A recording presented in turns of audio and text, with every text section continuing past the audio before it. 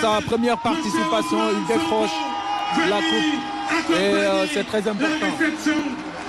Effectivement moom nag mooy artisan wu lii yëpp. Absolument. te du doon guléet ndax Pape Thiaw mooy premier entraîneur national boo xam ni moom moo gagné CHAN bi te loolu yàggul Algérie organisé ko mu ñëw fekk si ko foofu noonu ànd ak moom final daa di donc gagné trophée boobu tey nag bu defee waatee jaloore bii nga xam ni moom la def tey ànd ak Maroc dem ak Maroc final gagné itam coupe bi loolu nag du ñu doon guléet te wax dëgg yàlla c'est quelqu'un boo xam ni qui a du mérite comme ni nga ko waxee ñu war ko sargal autorité yaa ngi egsi nag am naa ñu bàyyi cérémonie bi rek ñu daal di déroulé wu ñu ànd ak sénégalais yi seetaan li nga xam ni moo fi indi nit ñi ba bàyyi la Ousmane Boye Massamba Diop, Massamba Gueye kon la parole à Massamba Gueye au MC pour nous dérouler cérémonie bi. Honoré de votre présence cette belle cérémonie.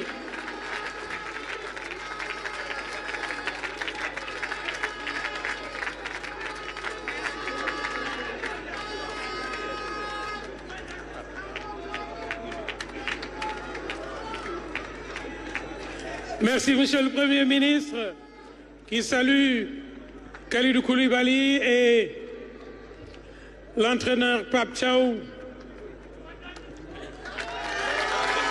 Le président de l'Assemblée nationale, merci d'accueillir Monsieur le président de l'Assemblée nationale, fervent supporter qui a accompagné aussi cette victoire. Sous vos ovations, Monsieur El Hadj Malick Ndiaye, président de l'Assemblée nationale, qui vient rejoindre les députés qui sont présents à la tribune depuis très tôt en ce début d'après-midi.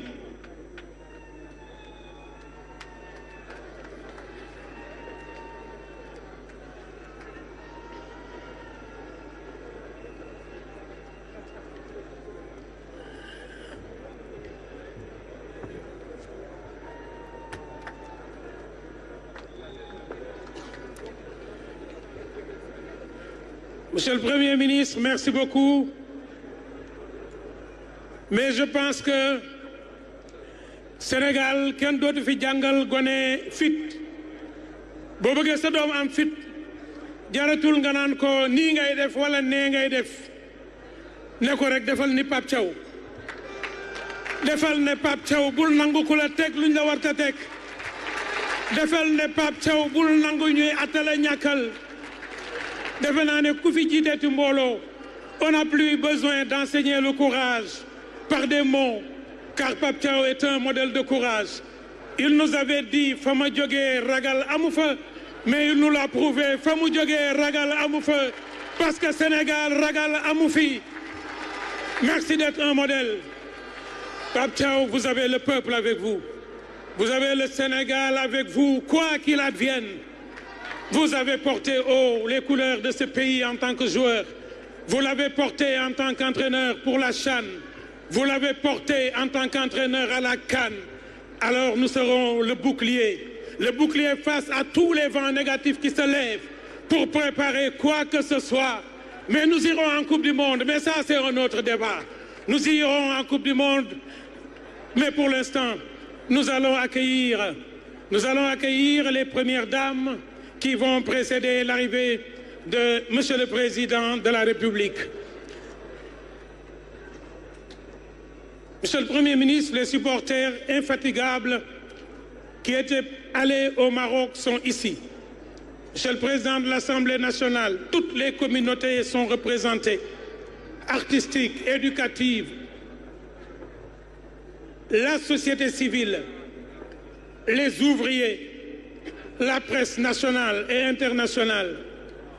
Tout le pays est mobilisé de tous les quartiers, de toutes les aires culturelles, je n'aime pas parler de région, pour ensemble communier avec vous et avec les vaillants joueurs de l'équipe nationale. Je ne vois pas de tétine, mais je pense qu'un bébé est aussi dans l'équipe nationale.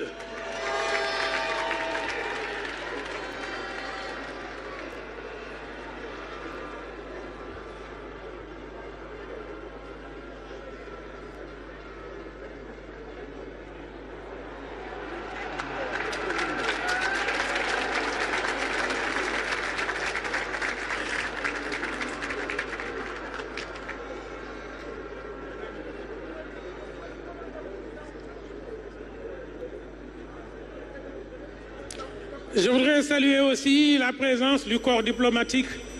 Mesdames, Messieurs les ambassadeurs, merci de venir honorer de votre présence cette cérémonie. Mesdames et Messieurs, merci d'accueillir Mesdames les Premières Dames, venues aussi accompagner cette cérémonie par leur présence. Je vous ai annoncé tout de suite deux fortes dames, la Linguère et Ndate Yalla, Monsieur le Premier ministre, qui ont fait venir le trophée en compagnie des figures du roi Lat Dior et des figures du roi Malang Sané, habillés et préparés par la styliste Oumoussi. Mesdames et Messieurs, les Premières Dames, merci de les applaudir, s'il vous plaît.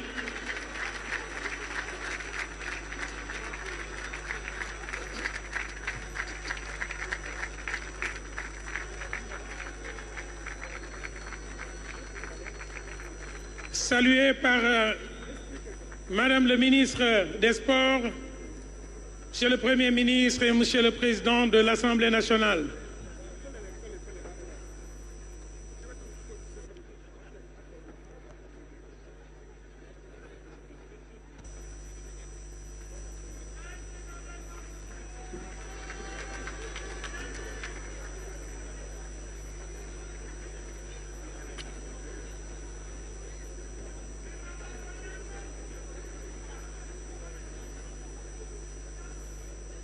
kon mbokk yi defe naa ne ginnaaw bi ñu dugalee monsieur le Premier ministre Ousmane Sonko dugal monsieur le président de l'Assemblée nationale El Hadj Malick Ndiaye dugal les Premières Dames ñu nuyu leen toog defe naa ne benn toogu moo ci des war a dalal njiitu réew mi bu ñëwee nag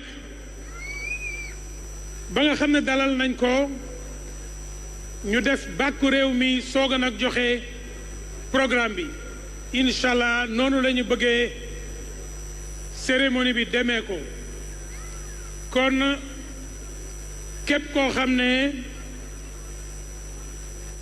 ñëw nga pour bii ndaje na nga xam ne ñëwaloo kenn donte kilifa gi moo ñu woo ku ne sa bopp nga ñëwal ku ne sa bopp nga ñëwal ndax Sénégal tong-tongu ñay la kenn ku nekk da ngay defe ne fa nga teg sa loxo fa la ndawal gi ne ce pays est un pays qui par sa grandeur, par la force de ses enfants, par sa capacité à être debout,